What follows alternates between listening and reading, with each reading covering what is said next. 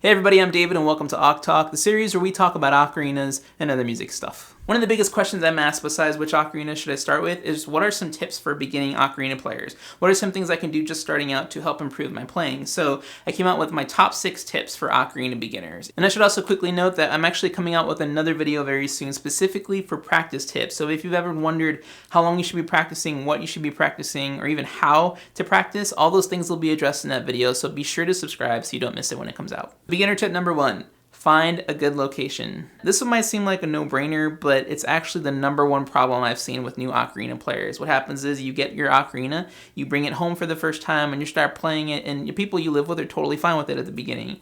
But after a couple days of you practicing, they can get a little bit agitated. So if you do live with other people, it is so important to communicate that you want to improve, you want time to practice. Try to figure out a time that's good for both of you, or for you and your family, for you to practice. It can be when they're at school, when they're at work, when they're stepping out to do some errands or get groceries. And then just tell them you need an hour, 30 minutes, 15 minutes, whatever you intend to practice and spend your time playing. A very similar situation is if you live in an apartment building with paper-thin walls and you don't want to drive your neighbors crazy. So if you know your neighbors, or even if you don't know your neighbors, go to next door and let them know, hey, I'm practicing this musical instrument. Is there a specific time that would be good for me to play? Or is there a certain time of day where you're not in your apartment? And then you're not going to be able to please everybody, but hopefully you will annoy the least amount of people as possible. The worst case scenario is that your roommates or family or neighbors don't enjoy your playing and they don't want you to play while they're there. So you can either wait for everybody to leave, or you can try to find a location outside your home. That could be at your local park, your school, your workplace. While you're on break, don't play while you're working. Just find a place where you can be at ease and at peace with your playing, and you kind of get in a certain mind frame that you're going to be playing, and then you just focus on the playing. You don't have to worry about stressing a bunch of people out. And if there's people at those locations too, they'll walk away if they don't like what you're playing. Tip number 2, choose songs that challenge you. When I was studying music in college, I always remember sitting down with my voice instructors over the list of songs that we were going to be singing that semester, and I didn't always like the ones that they picked. I mean, some of them were usually pretty good, but then there were ones that were really, really hard, and they were specifically harder than the ones that we had done the prior semester, and they picked those ones for me so that I could improve. They remembered the things that I needed to improve on from the previous semesters, and they picked songs specifically to help me in those weaknesses. And so I challenge you guys to do the same thing. Try to find songs that are a little bit harder than what you played in the past, and then just work on those things, practice, and show a little bit of discipline, and come out with a plan that's going to help you go from point A to point B, and help you accomplish what you never thought you could accomplish before. Tip number 3, train your ear. One of the hardest aspects of playing the ocarina is actually being able to play in tune, and the reason for this is that it's unique in that it's a pitch-bending instrument. That means that the pitch is actually sensitive to how strongly or how softly you're blowing into the ocarina. So the key to figuring out whether or not you're in tune is by developing your ear. If you have perfect pitch, you don't have to worry about this, but for the rest of us, we have to actually train our ears to recognize which pitches are being played. And I actually posted a video about this not too long ago, which you can click and check out up here. Just a little simple video about helping to train your ear. But the first thing I would recommend you do when you get your ocarina is practice and memorize the scale, the notes that your ocarina can play, starting with the lowest note up to the highest. And what will happen when you're practicing, not only will you memorize those pitches and the finger positions, but you'll also help to memorize them by listening. This is something we call oral skills, and it's just simply being able to get relatively close to the pitch that's being played. So you hear something and you say, oh, that's probably C, that's F, that's G, that's A. And you can get really good. You can get really close to perfect pitch if you practice it enough. So practice your scale, practice the notes your ocarina can play, and then once you have that down pretty good, try playing your favorite songs just by listening.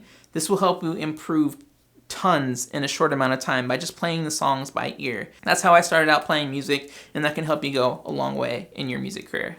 Tip number 4, learn how to breathe correctly. Again, I know it sounds like a no-brainer, but most people actually don't know how to breathe correctly, and the right way to do it, actually let me start with the wrong way. The way that most people breathe is up here, in their chest and their shoulders, like this. Now the problem with this is that your lungs don't expand upward and outward like that. They actually expand downward towards the muscle down here called your diaphragm. And so when you take a deep breath, focusing on your belly region, the diaphragm collapses and gives space for the lungs to go down. And by taking a deep breath like this, it's actually going to help you breathe longer for longer passages of music, and it's also going to help develop your vibrato. So this is what it looks like when you breathe from your diaphragm.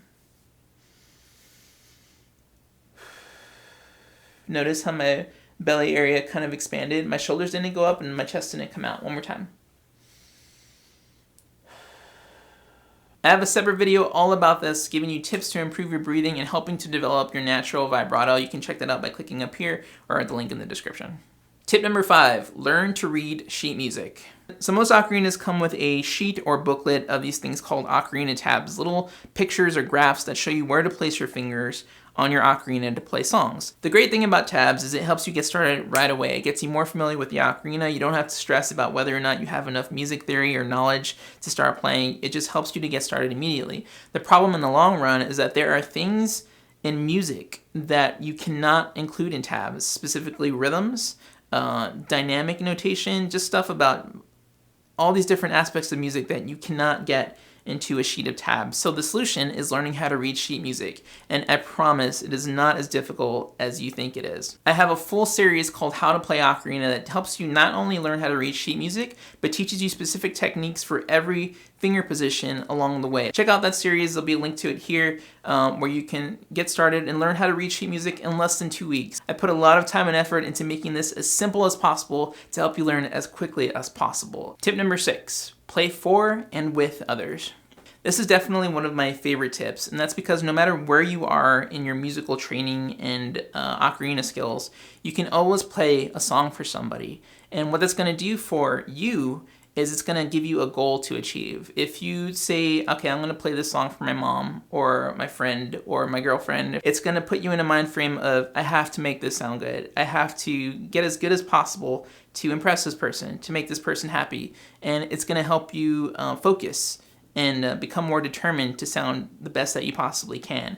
What it's going to do for the person you're playing for is it's going to bring them a sense of joy. That relationship and that connection you're going to have by playing that song for that person is such an incredible feeling that I wouldn't trade for the world. Being able to play for people is definitely one of the best experiences that I've had throughout my music career, and I would love for you guys to experience the same thing. On the flip side of that, there is nothing like being able to make music with other musicians. It is so much fun. One of the best things you can do musically that's going to inspire you and motivate you to improve. Because if you're not as good as everybody else, what are you going to do? You're going to go home and you're going to practice so that later on you can play with them again and be just as good as those other people. And it's just so fun to just get lost in making music with your friends. So if you want some inspiration and motivation, try to find other music people and just hang out with them and talk music and make music together. It's one of the best things you can do starting out. That's going to do it for this video, guys. I hope those tips were helpful to you, and I'd love to talk to you in the comments down below.